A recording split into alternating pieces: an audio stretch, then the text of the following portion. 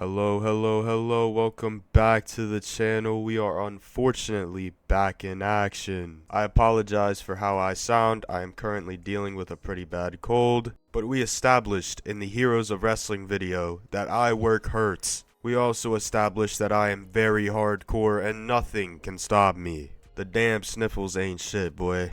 I absolutely have to talk about JCW Legends and Icons today. Because after I dropped the Heroes of Wrestling video, Peyton decided to torture me even more, and we watched JCW Legends and Icons in the Discord server VC. And shameless plug, because we watched it with a couple other people in there, so you should join the server. Once again, I apologize for my voice because I'm just listening over to myself and I sound like shit. I apologize. But fuck it, we gonna get through it. JCW Legends and Icons 2011 took place at the 2011, of course it did because it's 2011, Gathering of the Juggalos, aka White People Landia.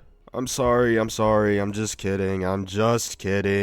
But back to, the event. I don't know how many people were in attendance, but it looks like quite a few. But it sure as hell didn't sound as such. This show is often compared to Heroes of Wrestling because it's literally the same exact concept, but like 12 years later. At the end of this video, we'll see how it stacks up against the aforementioned Heroes of Wrestling, and of course, we're gonna bring back the Zetric scale for this video. The only true 1 through 5 scale you should ever listen to when it comes to professional wrestling ratings. But without further ado, let's have the comedy portion of this video get carried by the cage match comment section, because again, I'm not funny enough, so I have to make other people's comments make up for it. The first comment we're getting locked in with here comes from Sky23, and they wrote, "For some reason, who knows why, the ICP saw Heroes of Wrestling and decided it was a good idea to repeat the stunts. The only difference is that it's 12 years later, and so the legends are even more broken down. It's obvious just from looking at the match times that no one had any faith in these guys to work, and rightly so. There was also screwiness, because that's what you need on a nostalgia pop show. Add to that the grating voice of Kevin Gill on commentary, and you've got an all-timer of suck." So Sky Guy has set the tone so far for Legends and Icons. Let's see what Ingold has to say. "Unequivocally and undeniably the worst wrestling show of all time. Nothing was even close to being okay. It was an embarrassment to the wrestlers and lacked all the energy of a typical JCW show. Every wrestler really felt like they were doing this for the easiest payday of their lives, and I honestly still don't think any amount of money would be worth that embarrassment. Worst show of all time, you say? We'll see about that." So Sky Guy and football fullback Alex Ingold have given their opinions. Let's see what D White 93 has to say. "This was as terrible as everyone said it would be. Everyone looked like they wanted to be somewhere else this night. The combined age of everyone on the show is 2300. Holy shit, I didn't realize that. Snuka was the oldest performer at 68, while the youngest was Gowan at 28. The only highlight is the commentary," so that's like a direct contradiction of what I think Sky Guy said. We'll look past it. "Don't watch this show unless you want to feel miserable and depressed afterwards." Miserable and depressed, you say? Well, I'm personally both, but I can tell you it's not entirely from JCW Legends and Icons, while it definitely helped. I've never been more bored watching a wrestling show, and I think you'll get what I mean as we go a little further here. "This show was so bad that it made me sick. Sick no Amando, cuz." Anyways, let's get into the first match of the night. And I should probably mention before we go further, the folks on commentary for the night are Kevin Gill and Mick Foley, so they already have Heroes of Wrestling beats. Because Randy Rosenboom is the worst commentator I've ever heard in my life. But anyways, we're going to get on to the first match. The steel cage match between Greg the Hammer Valentine and Tito Santana. The combined age of this match was 118. Greg the Hammer Valentine was 60 years old and Tito Santana was 58. This spells trouble. Oh my god. It went 3 minutes and 43 seconds. And I'm pretty sure it ended off a roll-up if I remember correctly. And shout out Tito Santana because he looked decently in shape for a 58-year-old. Greg, yeah, we're just gonna move past that.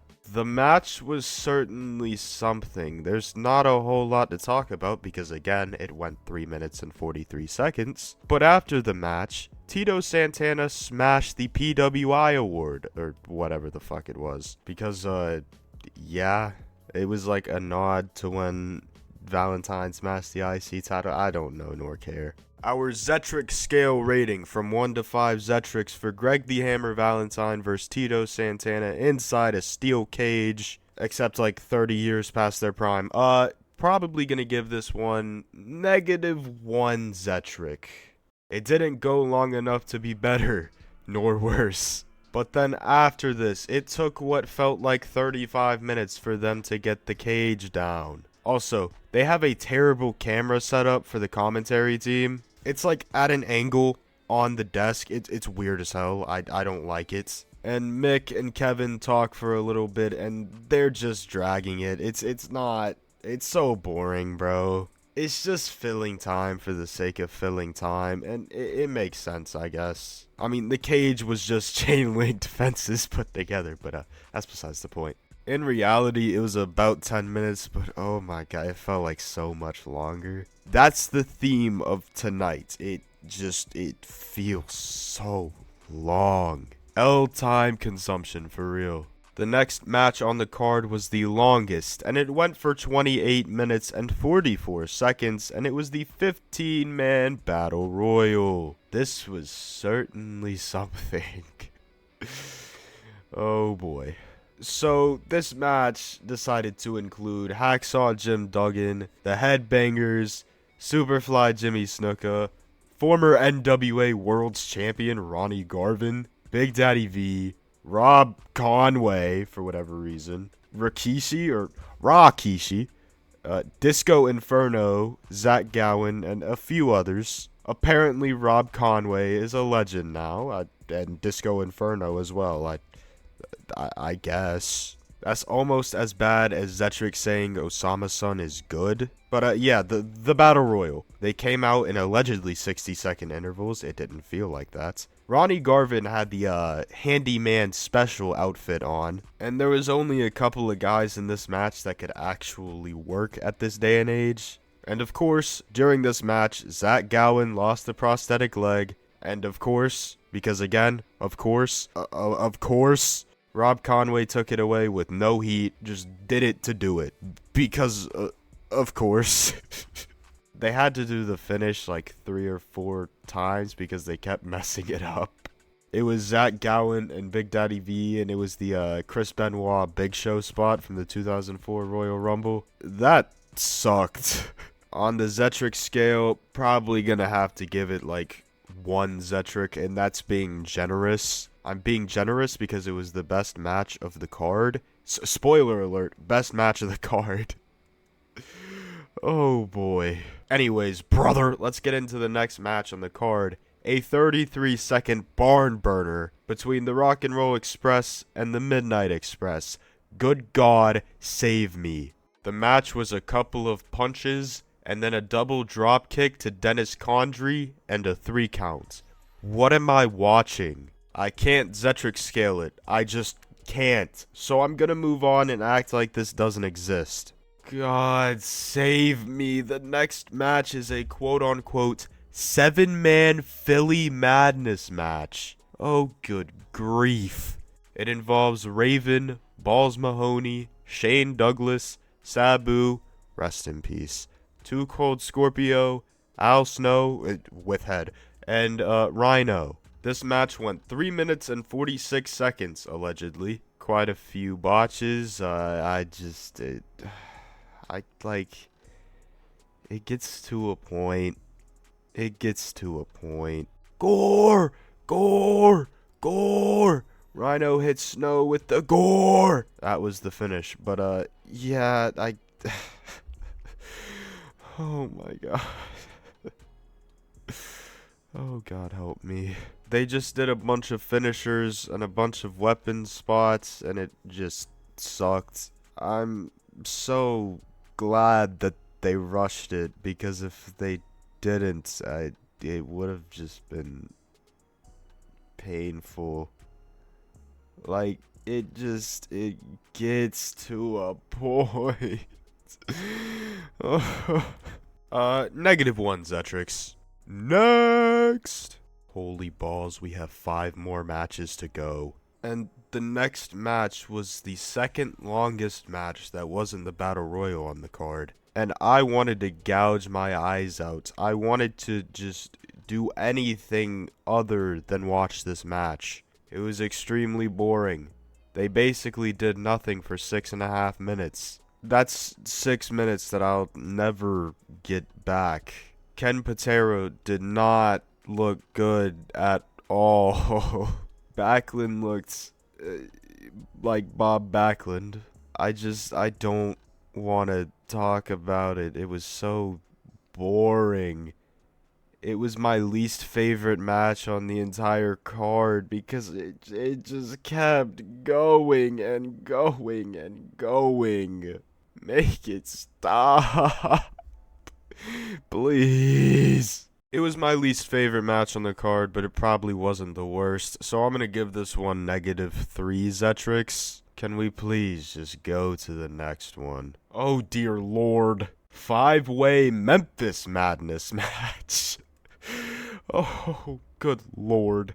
Dutch Mantel versus Coco Beware versus Brickhouse Brown versus Doug Gilbert versus Austin Idol. Make it stop. It went 2 minutes and 42 seconds. It is one of those things that happened for sure. It just was a bunch of nothing and then a bunch of something. I don't really know how to explain this one, because it was just kind of all over the place. But Austin Idol, pinned Dutch Mantel. He sure did. Thank you. Thank you for ending it. They've all seen better days, for sure. -2 Zetrix, I guess. I don't know. I don't really know how to rate this one. But then we get into another match that I don't know how to rate, because it went for 36 seconds between Tracy Smothers and Tommy Rich. I don't care. I mean, Tracy Smothers is doing his Confederate gimmick with his daughter or something. I don't know. Why even have this on the card? Like, why? -5 Zetrix. But hold on now. Hold on, because the next match, oh boy, it's a dream match, all right? It's the NWO versus DX, but in 2011. The New Age Outlaws against Kevin Nash and X-Pac. This was, I believe, after Kevin Nash's little run that he had with WWE for a couple months. The match he had with Triple H. And this was a couple years before the New Age Outlaws were tag champions in WWE. So, there's that. But oh boy, this one sucks. And for whatever reason, they also had Vampiro as the special guest referee. Oh my god. I will say, Gunn and X-Pac, they were working during this match. They were actually working. The other two, not as much. And it's depressing seeing Scott Hall on the outside, because he's just so out of his mind. It's sad, in all honesty. It's sad. But this match went 6 minutes and 27 seconds, probably about 3.5 too long. And apparently Kevin Nash, X-Pac, and Scott Hall are in the Juggalo World Order, or the JWO. Was that explained before the match? It might have been, but I don't remember it being. But randomly, Vampiro does a fast count and joins the JWO. Yeah. Why? I think I have to take back what I said about the Battle Royal being the best match on the card. Or do I? Because this one still sucked. But, I think I'll give this one 1.5 Zetrix. Like, this was a clusterfuck. At least Gunn and X-Pac were working. At least they were. And now, we're finally at the main event. Terry Funk against Roddy Piper. And I will say, Terry Funk and Roddy Piper can both still cut a hell of a promo. Terry Funk's, like, mid-show promo was the best thing about the show. My daddy said, if you breed an idiot horse with an idiot horse, what do you get? You get an idiot. Like, S-tier promo work. These two having microphones in their hands are the only reason I can think of for anybody to watch this show. Because the match sucked. So, basically, it turned into a 2-on-1 handicap, and then it turned into a tag match, I think, or was it still a 1-on-1? I don't know. But, basically, Mick Foley came out from his commentator's from his commentator's spot and helped Terry Funk. It was such a clusterfuck. It went for like 4 minutes. Terry Funk bladed, and I don't even know what he did it for.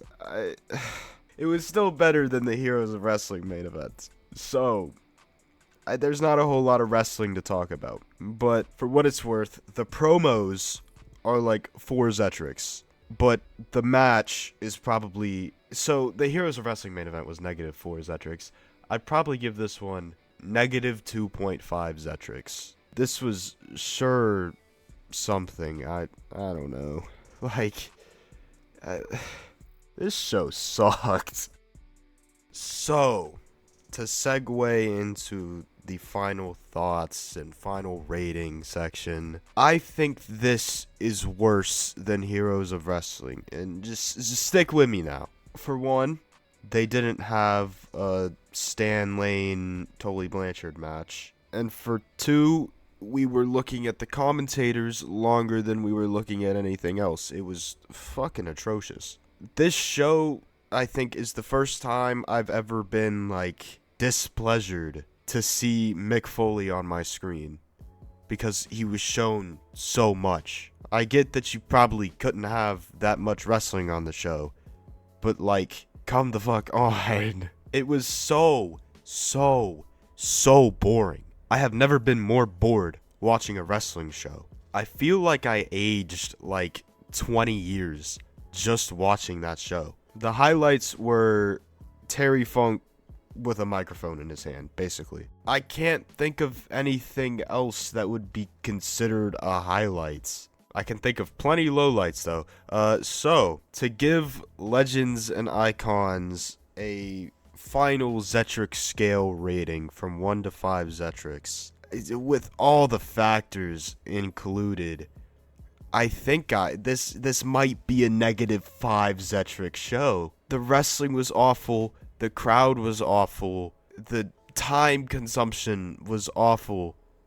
I hated every second of it. It has to be -5 Zetrics. There's no way around it. This is worse than Heroes of Wrestling.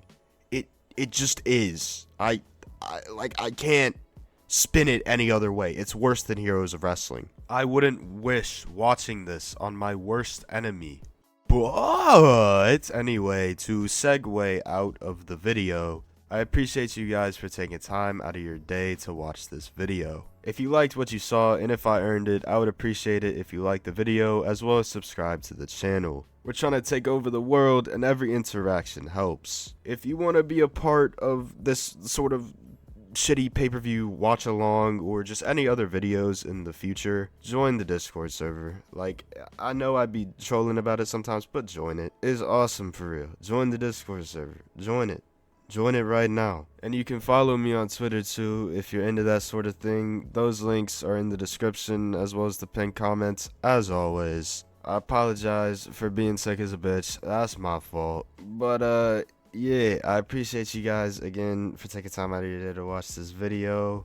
Join the Discord server. Do all that shit. Subscribe to the channel if you're not already, because like 68% of y'all or some aren't subscribed. So subscribe. And as always, y'all stay safe. God bless.